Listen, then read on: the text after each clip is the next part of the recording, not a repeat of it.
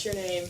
My name is Kellie Smith, spelled Kellie, which I do get quite a bit of comments on. What is your job at the radio station? Well, that is a little bit of a loaded question if I'm being completely honest.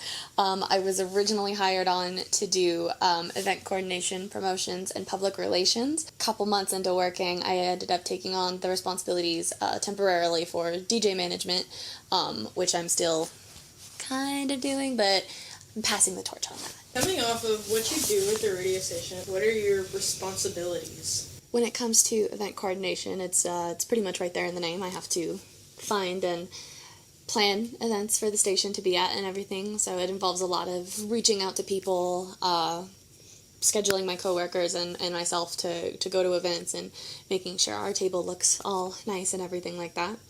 When it comes to like promotions stuff, it's kind of coming up with ideas and putting into motion a several months long process of getting our promotional items.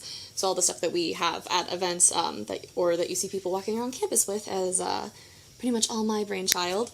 I think my favorite example of that is actually the t-shirt that we have currently. I'm not the one who designed it per se, because we did hand that off to a graphic designer, but I was the one who kind of like sketched out and was like, okay, here's the vibe for the t-shirt.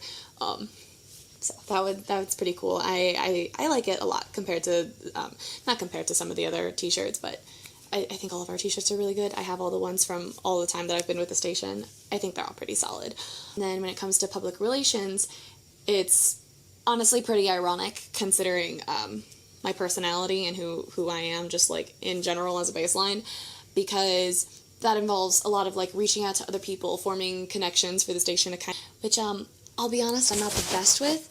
I have a pretty bad social anxiety, which is why I say it's ironic. And there's actually a really funny story, or at least I think it's funny, from the first week or two that I actually started working at the station, in which I had to make a phone call to just another faculty member here at Tarleton. And instead of being anywhere near normal about it, I locked myself in the front office so that way I could make the phone call, and everybody still likes to make fun of me for it. And you know what? Yeah, it's warranted. What's one of your proudest achievements within your job? It was right after our GA left last semester when I had kind of started taking on some more of the responsibilities for DJ managers. There is over there the self-proclaimed drawer for nerds, which is basically full of all of our information from like inventory sheets, collaborations, and like all the DJ information and everything like that, events, all that kind of good stuff. And it was in just such a state of disarray. So I ended up spending a good while organizing that and completely overhauling the entire system, and then I did it for the same thing for like the digital files. And the reason I did that is because our boss had asked me to organize the storage room, and apparently I heard organize everything. So I spent a solid, I want to say like 2 or 3 weeks just like reorganizing like the files in the storage room and everything like that. And the files have stayed pretty consistent, I will say. They're kind of just like over there, our new GA, taking beautiful care of them. I love her for that. Thank you, Sam. But the storage room is another beast to tackle. Because I did spend a lot of time organizing that. I used a label maker to make things just so easy.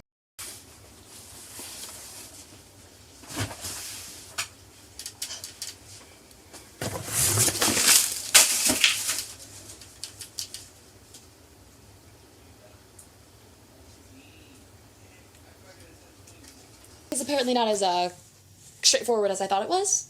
So I had to reorganize it again about last month, and I am now thinking of new and very encouraging ways to help my coworkers keep the storage room organized. I heard you were involved with the College Radio Day Board this past year.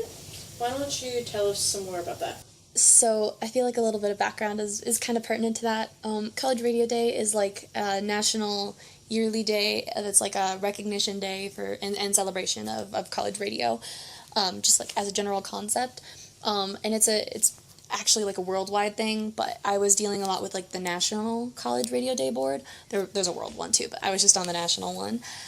And basically I was on a board with 11 other college radio employees from across the country, and we were just in charge of a lot of like the promotions and the planning, which are like entirely, I guess, my specialty of the actual like National College Radio Day. We were coordinating with different stations to do a lot of fun things. We were making a bunch of like social media posts and different kind of like campaigns, kind of, if you want to use that word.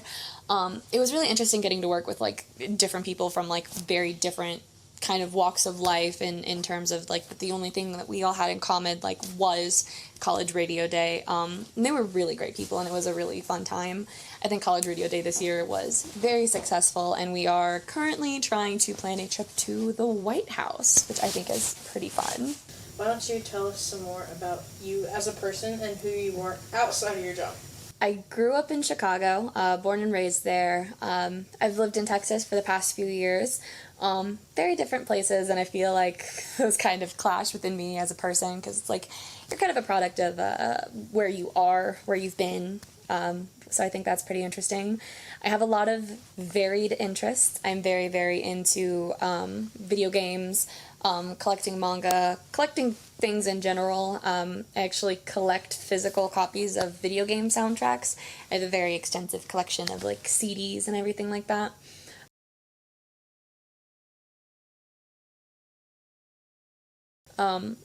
That actually kind of goes into, I do a specialty show here on KXTR 100.7 called Behind the Soundtracks, in which I play video game and anime soundtracks and talk about them.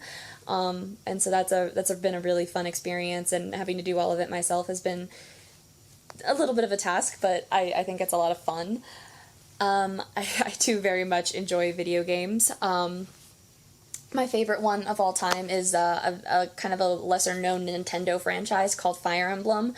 I think it's kind of funny, honestly, because I have a lot of, and I mean a lot of knowledge about this series, and I talk about it a lot. It's kind of a running joke around the station that I can bring it up in almost any conversation, even if it's completely unrelated.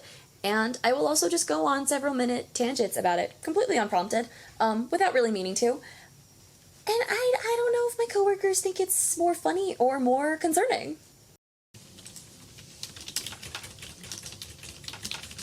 Those are some pretty cool earrings, Kelly. Oh my god, thank you. They're actually really cool. I got them for Christmas a few years back. They are hand-forged like bronze replicas of the Parallel Falchion from Fire Emblem Awakening. The fun part about that, though, is that it's not the first time the sword was like introduced into the Fire Emblem franchise. It's actually like the most prominent sword from the entire franchise, and it started with Marth as a character, who's like the main character of like the first game, which is Shadow Dragon and the Blade of Light. And it's actually the sword, like the actual like blade of the sword, is forged from the tooth of the divine dragon Naga, because in Fire Emblem the all the enemies, like the final enemies, end up being like gods, and so the only thing that could destroy the gods is like other gods, so it has to be like the power of a dragon that destroys a dragon. So Naga, as the like goddess of the land, divine dragon, gifts the sword to Marth as like the divine sword falchion, and then once he seals the fell dragon Medius, it gets passed on into his bloodline that he sets up, which eventually leads to Chrom and Lucina from Awakening, which is the remnants of Arcanea and Altea from Shadow Dragon and the Blade of Light, and Chrom and Lucina are his descendants. But that's actually why you see the blade being rehilted, and why the falchion from Shadow Dragon and the Blade of Light looks different than the one from Awakening, because it's going through generations, literally generations of like use and everything like that. I am a large fan of sports animes, macaroons, and the Oxford comma. What do you like to do in your spare time?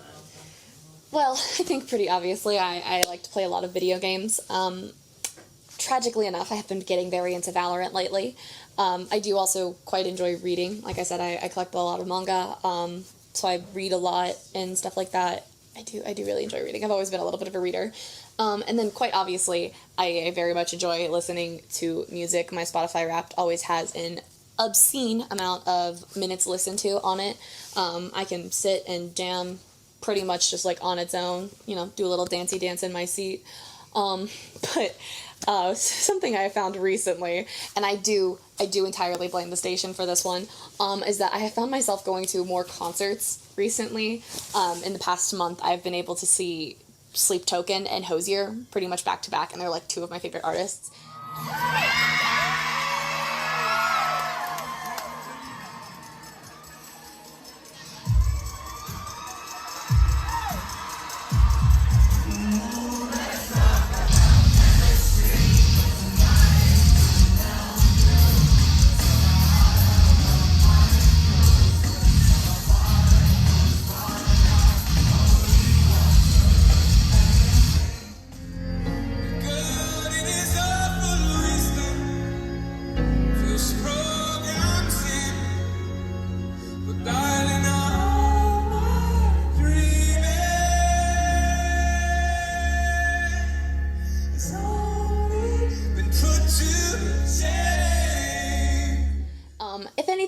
think it might be just a tad financially irresponsible, but what's life without a little bit of financial irresponsibility? So, Travis, the music for the homecoming tailgate this weekend should be scheduled student normal kind of thing, mix of rock, mix of hip hop, you know the drill. Yeah. Should be All from right, about everybody. Paycheck time. Ooh. Got those paychecks. Yes, I am in sore need of Travis, you earned a this. career high, $14 this week. Nah, it better not be. Hey, Random, here you go. Here's yours, man. I hope you enjoy your $3.30. Rather aggressive, I would say. But anyways, back to homecoming. Like I said, just about 2 to 5. Guys, have you heard about the Friday Pilots Club concert? I heard it's gonna be crazy. I think it's coming up in like 2 weeks or something.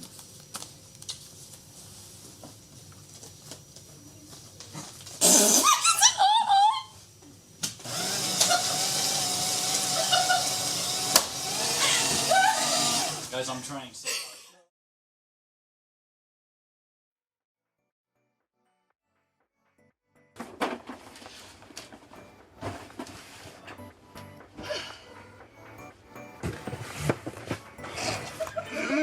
The one thing.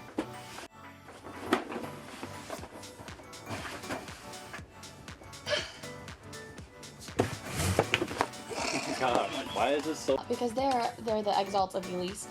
So that's why the sword actually looks different from Shadow Dragon and the Blade of Light to Awakening, is because it actually gets re-hilted because it's going through generations of, use of all of the